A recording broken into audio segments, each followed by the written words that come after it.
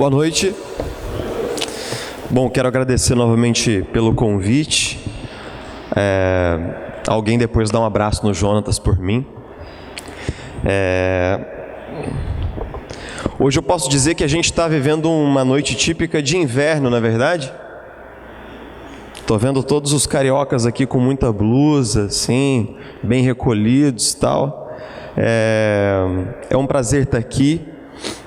Como sempre, minha noiva Isabela está aqui comigo também. É uma grande alegria toda vez que a gente vem aqui. A gente sai bastante feliz de ver tudo que o Eterno está fazendo aqui no meio de vocês. E hoje o nosso papo vai rolar em torno de um texto que eu considero pessoalmente muito importante na minha jornada de fé, que é o Salmo 32. Eu gostaria que você pudesse abrir lá comigo.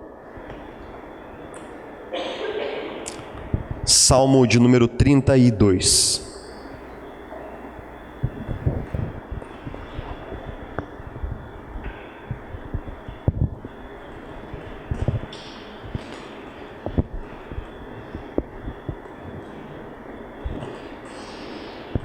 Tudo bem? Vamos lá? Salmo 32, eu gostaria que você pudesse acompanhar comigo aí no seu smartphone ou na sua Bíblia física, se você a trouxe. Diz assim: como é feliz aquele que tem suas transgressões perdoadas e seus pecados apagados. Como é feliz aquele a quem o Senhor não atribui culpa e em quem não há hipocrisia. Enquanto eu mantinha escondidos os meus pecados, o meu corpo definhava de tanto gemer, pois dia e noite a tua mão pesava sobre mim. Minhas forças foram se esgotando como em tempo de seca. Então reconheci diante de ti o meu pecado e não encobri as minhas culpas. Eu disse: confessarei as minhas transgressões ao Senhor, e tu perdoaste a culpa do meu pecado. Portanto, que todos os que são fiéis orem a ti, enquanto podes ser encontrado. Quando as muitas águas se levantarem, elas não os atingirão. Tu és o meu abrigo. Tu me preservarás das angústias e me cercarás de canções de livramento. Eu o instruirei e o ensinarei no caminho que você deve seguir.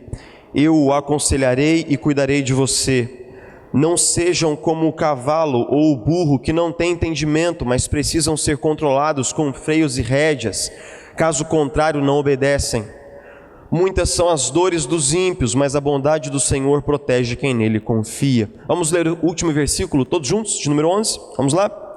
Alegrem-se no Senhor e exultem, vocês que são justos. Cantem de alegria, todos vocês que são retos de coração. Nesse instante eu gostaria que você pudesse segurar na mão do seu irmão aí, do seu vizinho que está ao seu lado, e que 2 a 2, 3 a 3 nós pudéssemos orar juntos. E que você não ficasse sem alguém orar com você, por você nessa hora. Tudo bem? Vamos lá? Vamos fazer assim, vamos orar um com os outros e uns pelos outros nesse tempo.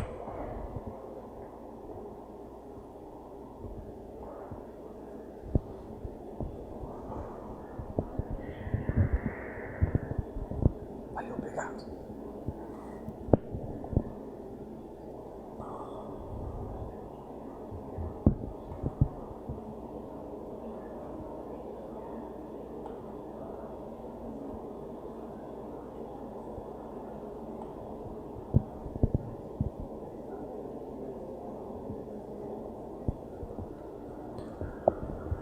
Jesus bendito, nós estamos aqui reunidos na Tua presença, diante da Tua palavra, e nessa hora nós pedimos: Espírito Santo de Deus, vem trabalhar aqui no nosso coração, porque nós podemos abrir a nossa Bíblia, mas só o Senhor pode abrir o nosso coração para a Tua palavra.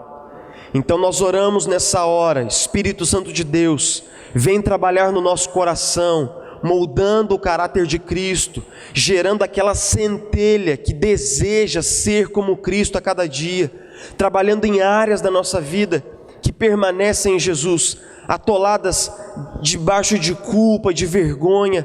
Jesus, que o Senhor possa consolar e trazer um bálsamo sobre o coração mais entristecido aqui nessa noite.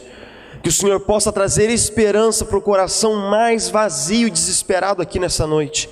Mas que o Senhor também possa confrontar o coração mais endurecido aqui nessa noite. A tua palavra é a verdade, Jesus. O teu Espírito é o mestre das Escrituras. É nisso que nós estamos confiados. É nessa esperança que o nosso coração está calcado. E é nessas verdades que nós desejamos meditar a partir de agora. Nós oramos assim, crentes de que já estamos recebendo. Em o nome santo de Jesus nós oramos. Amém e amém. Um documentário da MTV de 1993, falando sobre os pecados capitais, em uma das frases que encerram o documentário, diz assim: um pouco de libertinagem, de orgulho, de preguiça e de glutonaria, feitos com moderação, são na verdade fonte de diversão, e é esse pouco de diversão que faz o seu coração continuar batendo. Na época, em 93, a MTV já mostrava o seu vanguardismo discutindo de um prisma completamente secular e desarraigado das Escrituras, conceitos tão nossos, como pecado, mas ao mesmo tempo a MTV estava em 93 fazendo apenas uma capitulação de tudo aquilo que nós estávamos vivendo aqui no Ocidente em termos da consciência de pecado. Aquilo que essa palavra pecado, que eu quero dizer isso da maneira certa, quero que todo mundo me entenda, ela é uma palavra muito importante para o nosso vocabulário como um todo. Não que a gente viva por causa disso, e não é esse o centro da nossa reflexão, mas de fato, tudo que nós sabemos sobre Cristo é que Cristo morreu na cruz do Calvário para nos livrar dos nossos pecados. Agora veja bem, quando o Ocidente se propõe a fazer uma reflexão sobre o pecado, que banaliza o pecado, ou que torna o pecado uma coisa, uma fonte de diversão, na verdade a gente está tentando sublimar uma luta que é de todos nós, a gente está tentando negar um drama que é de todos nós, que é o drama da convivência com a nossa própria consciência. Existe uma frase do pensador Immanuel Kant que ele diz assim: duas coisas me deixam muito assombrado: o céu estrelado acima de mim e a lei moral dentro de mim. É engraçado que, embora os conceitos de certo e errado possam variar de cultura para cultura, nunca nenhum etnógrafo encontrou uma cultura do planeta em que não existam os conceitos de certo e errado. Não existe nenhuma cultura do mundo em que tudo é absolutamente permitido, ou seja, a noção de que existem coisas que estão mais ou menos alinhadas com a nossa consciência é uma percepção de todas as culturas, de todas as pessoas, em todas as geografias. Agora veja bem, a grande questão é que quando nós tentamos abafar a questão do pecado, ou diminuir essa palavra, ou dizer que de fato esse é um mal superado, a gente está tentando sublimar um problema que é presente, porque todos nós temos a nossa crise de consciência em determinado momento. Todos nós vivemos de fato e convivemos com essa palavrinha tão angustiante chamada culpa. Todos nós sentimos culpa, ou por alguma coisa que a gente fez que não tem reparação, ou por pessoas que nós ofendemos ao longo da caminhada, ou por escolhas que nós tomamos, ou por pequenos hábitos que ficam agarrados em nós, que nós não conseguimos superar. De alguma maneira, todos nós vivemos e convivemos com culpa, vergonha, autorreprovação, reprovação que vem de fora, mas principalmente um sentimento de reprovação que vem do lado de dentro. A grande questão é o seguinte: quando nós olhamos para os Salmos, eles lidam com todas essas impressões difíceis. Os Salmos, como diria João Calvino, eles falam sobre todos os tipos de sentimentos que os seres humanos são capazes de experimentar. Desde a alegria esfuziante, até a tristeza que nos abate, até a culpa que nos corrói. Todas essas sensações estão encravadas nessas orações. E o Salmo 32, como você pôde ler comigo, ele versa e ele toca nessa questão de como nós sentimos e como nos devasta a culpa. O tema do Salmo está nos dois primeiros versículos. Os dois primeiros versículos nos apresentam dois tipos de bem-aventurança que são quase a mesma bem-aventurança. Bem-aventurado ou feliz o homem cujo pecado é perdoado. Versículo 1. Versículo 2. Bem-aventurado o homem que quando Deus olha para ele, Deus não encontra pecado. Então veja bem, quais são as duas bem-aventuranças que o Salmo está nos dizendo aí? Primeira coisa, feliz é o homem que é perdoado. Segunda coisa, feliz é o homem que quando Deus olha para ele de novo, ele que foi perdoado, agora vive no perdão que recebeu. Ele vive de maneira reta. Isso parece nos estimular a imaginação, especialmente quando o salmista começa a contar a sua experiência pessoal. Então vamos dar uma olhada aí em alguns versículos bem especiais para a gente poder se sintonizar com o salmista. Volta aí comigo no versículo 3, vamos lá? Ele começa a falar assim: enquanto eu mantive os meus pecados escondidos, a minha alma definhava todo dia de tanto gemer. A tua mão pesava dia e noite sobre mim. O meu ânimo, a minha alegria foi se tornando como um deserto. E aí ele começa a descrever todo o sofrimento e toda a angústia que o pecado traz.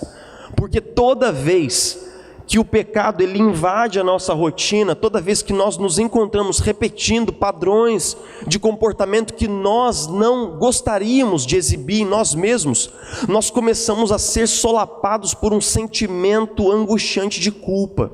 Veja bem, a culpa, ela, como diria Paul Tournier, ela é construída de diversas maneiras socialmente. Os nossos pais são as primeiras pessoas a nos ensinarem a nos sentirmos culpados, né? Quando eles olham para nós, quando a gente faz uma coisa reprovável, e fala assim: menino mau, feio, mal.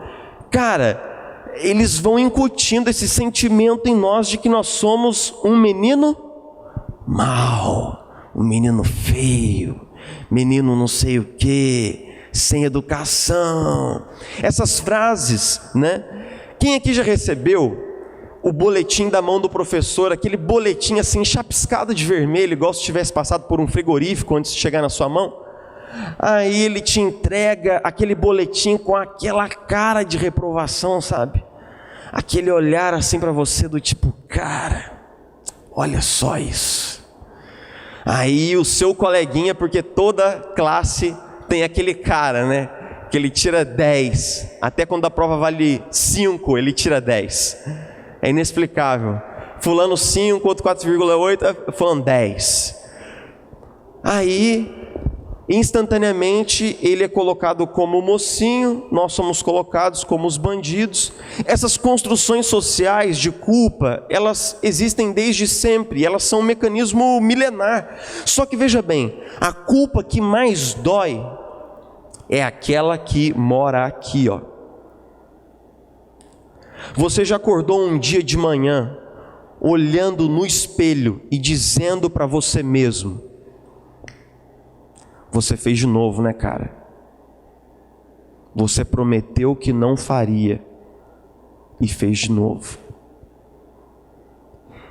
Esse é o pior contexto do mundo, aonde eu faço compromissos comigo mesmo, estabeleço condutas, desejo evitar alguns comportamentos e quebro os contratos que eu faço comigo mesmo. Não foi o pastor que me obrigou, não foi o pastor Jonatas, não foi o ministro de louvor, não foi o pregador. Eu desejava mudar, eu quero superar algumas coisas, mas eu não consigo. O salmista ele vai dizendo assim: enquanto eu calei, enquanto eu escondi, enquanto eu fui mascarando essa situação, o meu espírito foi morrendo dentro de mim, porque o preço que se paga pelo pecado é às custas da própria alma. Agostinho, numa frase muito bem entalhada no século IV, ele diz assim: a pior punição para o pecador é o pecado. A pior punição para o pecador é o pecado. O pecado, a experiência de violar a si mesmo, de rebaixar a si mesmo, de destruir a si mesmo, é a pior punição para o pecado. É engraçado que existe uma história lá do século XIX, em que Henry Jekyll, que era um médico filantropo, muito conhecido pelos bons atos na sua sociedade, ele começou a perceber que em alguns momentos, mesmo a despeito dos seus desejos de ajudar as pessoas e de ser um cara legal, ele se comportava como um crápula. Então ele tentou manipular um remédio que pudesse isolar a maldade do seu caráter em um tipo de uma identidade diferente da sua. E então nasce Jekyll, Henry e Jekyll. Nos momentos em que Henry queria ser uma boa pessoa, ele utilizava somente a sua bondade. E em alguns momentos que lhe era interessante, ele deixava que a sua maldade pura viesse à tona, Jekyll. Só que no correr da história, a maldade de Jekyll começa a assumir o controle das coisas. Jekyll já não é mais aquela maldade sob controle, mas é uma identidade fora de controle, que assume o controle da vida de Henry e que chega a cometer vários crimes, começa a ser perseguido pela polícia e então, fugindo da polícia, Henry mata a si mesmo, matando também sua segunda personalidade, Jekyll. Esse é o estranho caso do Dr. Jekyll e do Sr. Hyde, de 1886, escrito por Robert Louis. E por que esse conto é importante para nós? Acho que todo mundo já viu esse conto aqui ilustrado em algum desenho, né? Acho que tem o Pateta, um negócio assim, né? Todo mundo fez uma cara de não sei do que você está falando, porque você tem 30 anos e eu nunca assisti Pateta. Tudo bem. O importante é o seguinte: a história do Dr. Henry não é a nossa própria história. Não existem alguns momentos da nossa história em que essa natureza pecadora que existe dentro de nós assume o controle e faz coisas que nos levam depois a um estado de autorreprovação, de culpa, de vergonha. Alguns elementos se associam, se combinam na nossa, digamos assim, na nossa juventude contra nós. Por exemplo, quando a gente faz 18, 19 anos, é o momento em que geralmente a gente passa a ter uma maior autonomia. Os nossos pais já não estão ali controlando as nossas escolhas o tempo todo, mas ao mesmo tempo nós não temos a devida maturidade para lidar com essa liberdade que é recém-inaugurada. Nós passamos a experimentar uma grande pressão para nos amoldarmos aos nossos contextos sociais novos, como por exemplo, fazer parte da galera legal da faculdade, não ficar excluído dos churrascos da turma ou das chopadas da universidade. É o exato momento em que nós sentimos de maneira mais evidente a necessidade de nos sentirmos aceitos, nós passamos a experimentar novos contextos sociais. Ao mesmo tempo, nós ainda não somos maduros o suficiente para reconhecer que existem áreas do nosso caráter que são muito frágeis e que, sob determinadas pressões, nós realmente fazemos escolhas ruins, que nos envergonham agora e que vão nos envergonhar no futuro. A grande questão é que tudo isso, combinado com os fortes desejos que nós passamos a experimentar por causa da nossa revolução hormonal, não apenas o desejo sexual, mas o desejo de todas as outras experiências sensoriais e a curiosidade de experimentar coisas novas, todo esse pacote de coisas nos colocam num contexto muito difícil. E é geralmente aí entre os 15 a 20 anos que as pessoas fazem aquelas escolhas que hão de marcar a sua vida para sempre, hão de alterar o curso da sua história. Agora veja bem, por que tudo isso é importante a gente discutir? Porque nós somos uma geração que tentamos dizer que não, mas vivemos sob toneladas de culpa. Nós somos uma geração pretensamente descolada, resolvida e papapá e tal, mas isso é tudo da boca para fora. Como todos os outros que viveram antes de nós, nós temos sim as nossas crises de consciência. E eu ouço isso no gabinete. E o que eu ouço no gabinete sempre, sempre e sempre. Veja bem, de Woodstock para cá nada mudou. Quando as pessoas entram no gabinete, eu ouço 3 coisas: sexo, drogas e rock and roll. Nada mudou. Ainda bem que as roupas mudaram e o estilo do cabelo também, e eu não estou usando uma calça boca de sino aqui. Mas de lá para cá, em termos do que nos culpa, do que nos aflige, nada mudou. As pessoas continuam lutando com a sua sexualidade. As pessoas continuam convivendo com todas as ofertas que são colocadas a todo instante. As pessoas continuam lutando com aquelas escolhas que elas fazem, reprovam a si mesmas e depois fazem de novo, reprovam a si mesmas.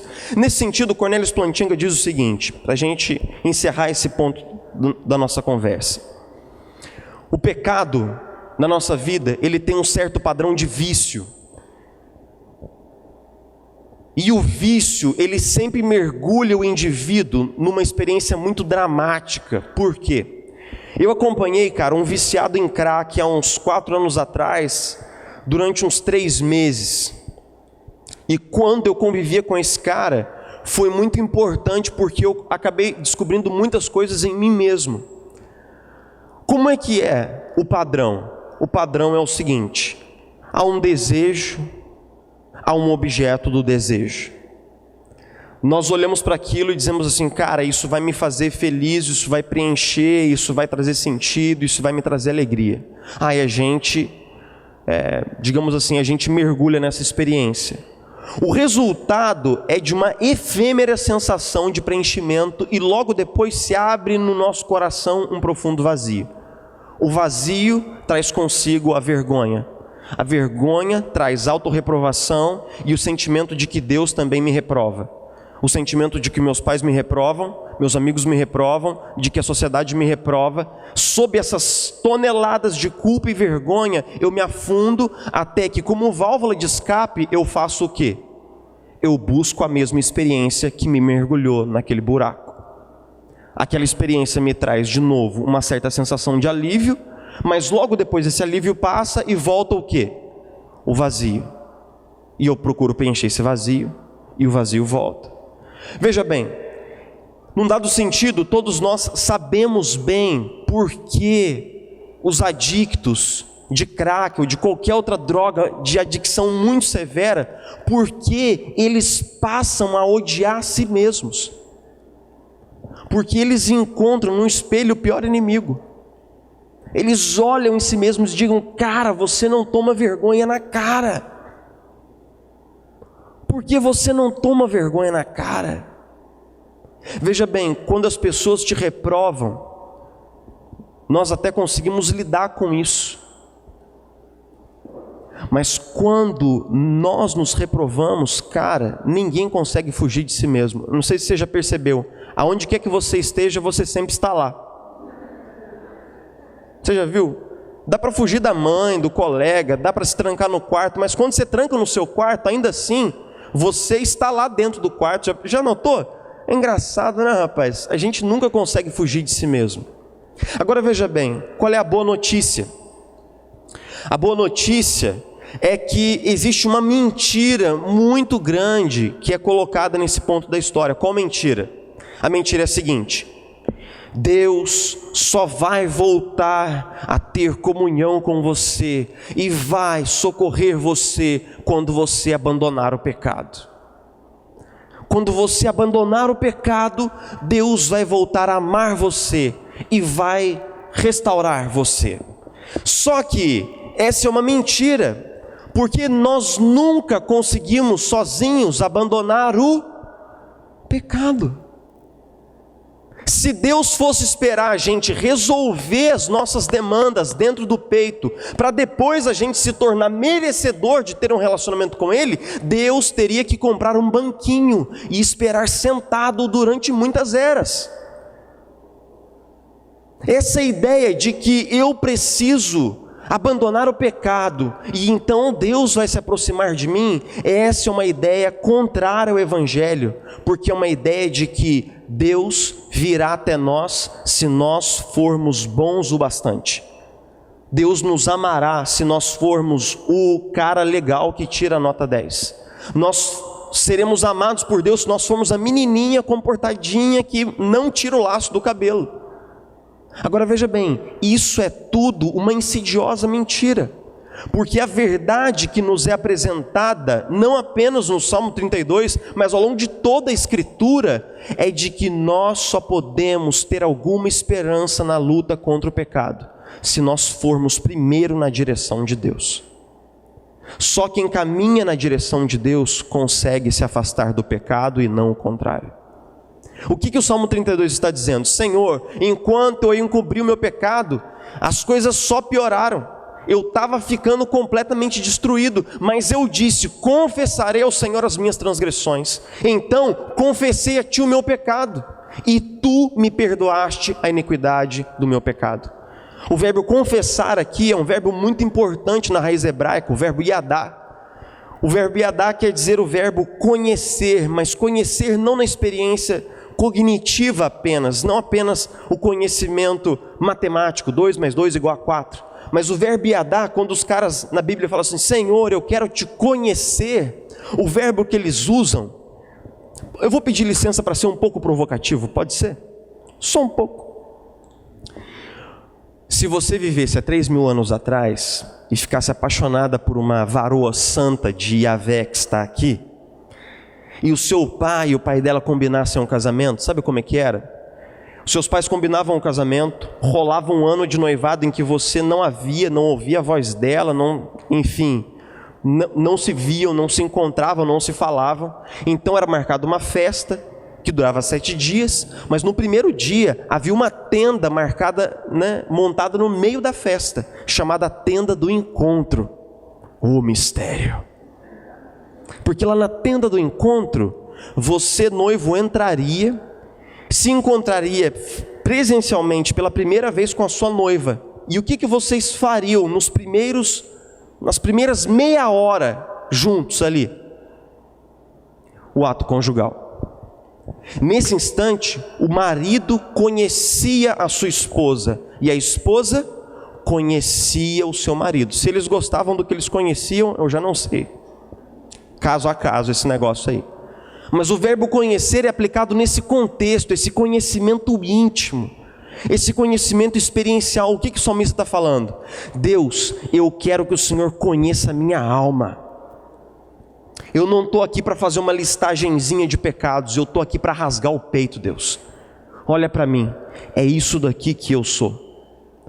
Porque muitas vezes a nossa confissão é uma mera listagem de pecados, mas a confissão nas Escrituras é: Deus, olha para mim, Senhor, coloca os olhos em cima de mim, eu sou essa porcaria que eu sou, Deus, é isso. Os outros acham que eu sou um cara legal, as pessoas que convivem comigo não sabem, mas Deus olha aqui para dentro de mim, olha a minha tripa, olha a entranha, som dos rins, avalia o estômago, vê o coração, vê tudo que há em mim, Senhor, porque o Senhor é o único capaz de me amar pelo que eu sou e não pelo que eu deveria ser. A Escritura nos diz que Deus é a única pessoa do mundo que teria todos os motivos do mundo para nos rejeitar, porque Ele é o único que sabe quem nós somos, mas pelo contrário, Ele é o único que nos ama verdadeiramente, como nós somos. O Salmo 32 diz: Deus, eu confessei o meu pecado, o Senhor me perdoou. Agora, uma segunda coisa interessante no Salmo é o seguinte: você se lembra qual é o tema do Salmo? São os versículos 1 e 2. Primeira bem-aventurança: bem-aventurado o homem cujo pecado é perdoado. Segunda bem-aventurança: bem-aventurado o homem a quem o Senhor não atribui iniquidade. Como é que é isso? Como é que é esse negócio de Deus olhar para mim e não ver mais iniquidade em mim? Como é que é esse negócio de eu ser perdoado e caminhar no perdão? Como é que está no versículo 8 aí? Alguém poderia ler em voz alta para todo mundo o versículo 8? Alguém que tem a voz assim marcante, possante.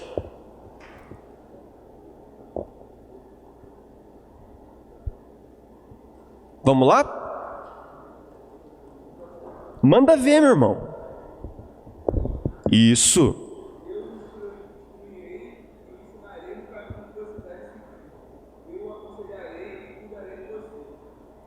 Quem é que está falando, meu irmão?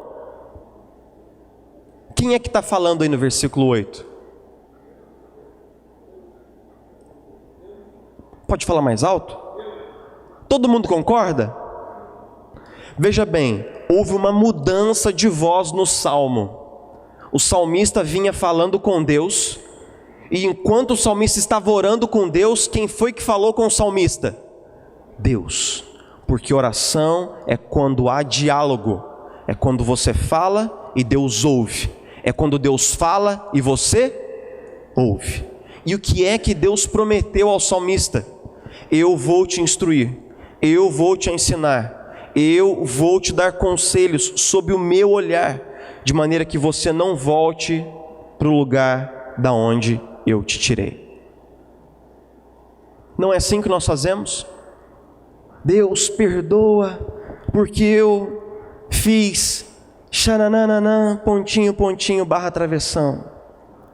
Aí passa o tempo, muito tempo, 3 horas depois. Senhor, me perdoa, porque eu fiz xananã, pontinho, x, aspas, travessão.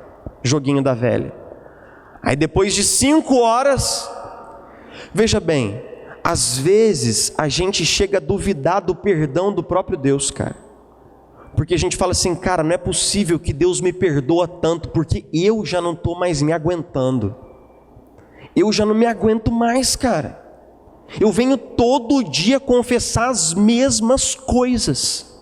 Veja bem, é como se a gente fosse o filho pródigo que saiu de casa, detonou a riqueza do pai, foi para balada, ficou muito louco e depois caiu no chiqueiro.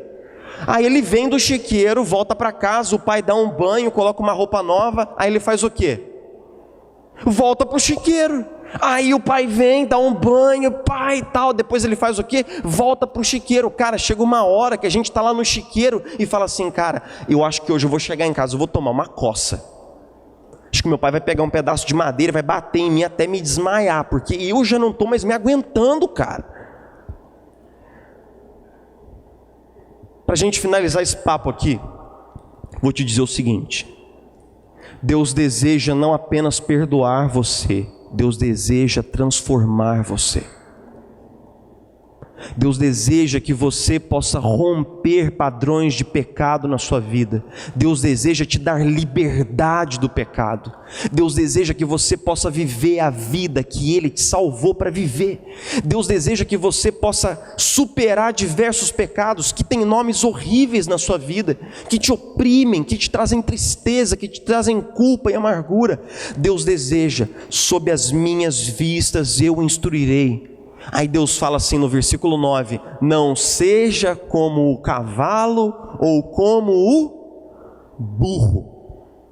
Veja bem, eu sou da roça, tá? Vai ficar com sacanagem porque eu sou mineiro, eu sou da roça. Nem todo que é mineiro é da roça, tá? Só para você saber. Mas eu sou mineiro e por sinal eu sou da roça. Eu fui criado boa parte aí da minha adolescência, meu pai tem uma fazenda e tal. E eu já trabalhei muito com cavalo e com burro. Sabe qual é o problema do cavalo? O cavalo, ele nunca, quando ele tem problemas de disciplina, ele nunca para quando você pede. Ele sempre vai além. E sabe qual é o problema da mula? Ela nunca vai na hora que você precisa que ela vá. Ela sempre fica aquém. O que é que Deus está falando para nós? Está falando para nós que nós precisamos aprender a obedecer a Ele, não indo além do comando dEle, não ficando aquém do comando dEle. Quem não está disposto a obedecer, volta para o chiqueiro, todas as vezes.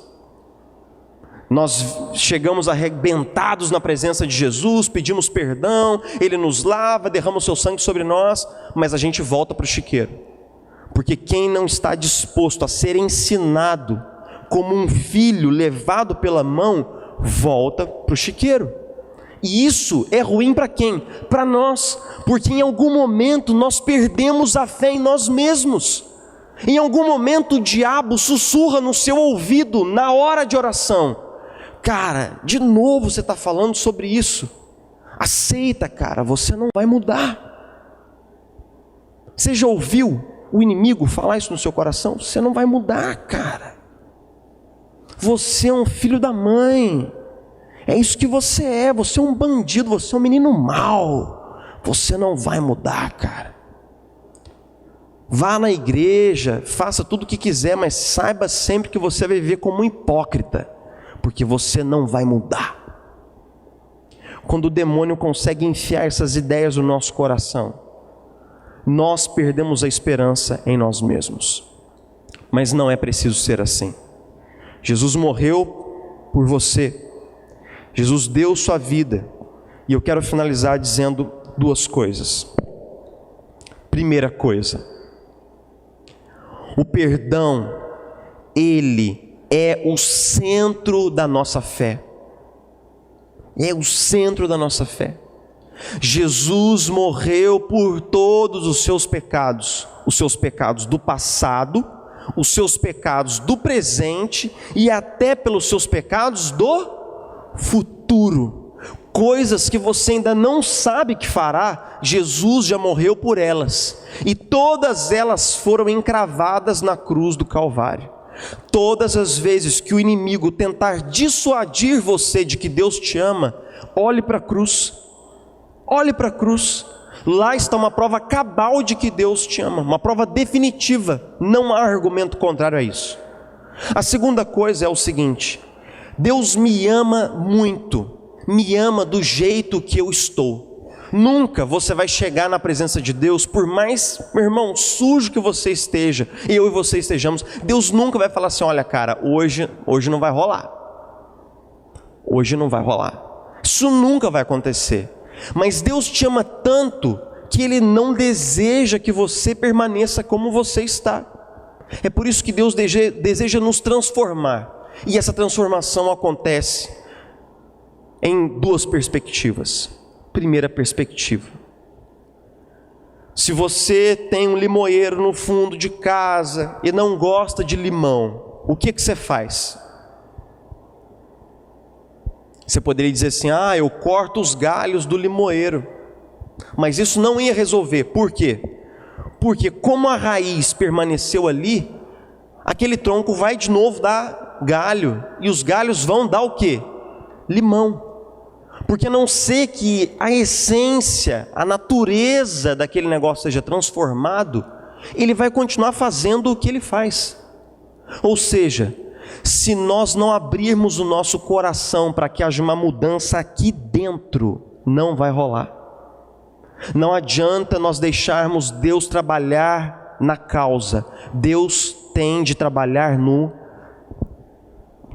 Não adianta deixar Deus trabalhar no efeito. Deus tem que trabalhar na causa. Você tem que abrir o seu coração para Deus trabalhar na raiz dos motivos que te levam a desobedecê-lo. E muitos desses motivos estão na nossa história e sempre são os mesmos: problemas na família, problemas na infância, falta de amor, falta de carinho, falta de presença dos pais, rejeição paterna, rejeição materna, traumas na infância, na primeira infância, na segunda infância. Deixe Deus trabalhar no seu coração, senão essa baixa autoestima nunca vai sair daí, cara. Você sempre vai ter necessidade de aprovação dos outros, se Deus não trabalhar no seu coração. Você sempre vai ser uma pessoa extremamente carente e vai pedir que outras pessoas deem sentido na sua vida, se Deus não trabalhar no seu coração. Você sempre vai buscar o caminho da fuga através das drogas ou do álcool ou do sexo, ao invés de lidar com os problemas da sua infância, se Deus não trabalhar no seu coração. Então deixe Deus trabalhar no seu coração. Segunda perspectiva: do lado de fora, Deus espera que a gente tenha uma estratégia, sim, para evitar algumas coisas. Veja bem, só Deus pode transformar o nosso coração, cara. Só Deus pode. Se você vem para o culto, levanta a mão, ouve a palavra, mas o seu coração está fechado para o que Deus quer fazer em você, eu e você vamos continuar lutando com as mesmas coisas. Deus precisa trabalhar no nosso coração. Mas por outro lado, nós somos responsáveis pelas nossas escolhas. Veja bem, quais são as pessoas, os lugares e as circunstâncias que acionam esses gatilhos em você? E você sabe muito bem quais são. Quais são as pessoas que te levam a fazer escolhas que te afastam do eterno e envergonham você mesma, você mesmo? Quais são os lugares que te expõem a eventos que fazem com que você faça escolhas ruins? Quais são as situações? Eu brinco falando assim, né? Você está no alto de um morro e tem uma bolinha de neve nas mãos. Aquela bolinha de neve é uma coisa que você consegue lidar com ela. Agora coloque essa bolinha em cima do morro e coloque ela para rolar morro abaixo. Como é que essa bolinha de neve vai chegar lá embaixo? ela vai chegar uma bola enorme. Eu não estou falando isso a partir do ponto de vista científico, mas porque eu assisti muito desenhinho na minha infância. É óbvio. Agora veja bem, tem algumas coisas que se você não faz uma escolha no começo do cenário, no final do cenário você não vai dar conta de fazer uma boa escolha. Todo mundo pescando o que eu estou querendo dizer? Todo mundo entendeu? Se você não consegue fazer uma boa escolha no primeiro instante e dizer assim, não vai rolar. Eu vou para casa, ou eu vou sei lá o que, ou eu vou sei lá o que. Não. Depois que essa bolinha rola e desce a ladeira, meu irmão, vai ser difícil separar esse trem. Aí você se acha naqueles momentos em que você não consegue dizer não. E você é responsável por isso. É sua responsabilidade dizer não antes que os dominós comecem a cair. Acima de tudo, é tão bom a gente saber que essa pregação aqui não é uma pregação moralista. Eu não estou dizendo para você que se você fizer boas escolhas e crescer na santidade, você vai ser amado por Deus. Eu estou dizendo para você que nós só podemos fazer boas escolhas e crescer na santidade porque nós já fomos amados por Deus em Cristo Jesus. Eu estaria aqui repetindo a moralidade e sendo moralista, taxativo e legalista se eu dissesse para você que se você abandonar algumas coisas, Deus vai amá-lo. Deixa eu te falar, a síntese do que nós conversamos aqui hoje é o seguinte: você pode experimentar vitórias na sua vida pessoal sobre pecados que machucam o seu coração. Sabe por quê? Porque você já é amado. O amor que você precisa, você já tem. A graça que você precisa, você já tem. Você não precisa de mais nada. Abre o peito, deixa a graça entrar, sinta-se amado por Deus, porque o amor que você precisa, você já tem. Vamos orar juntos?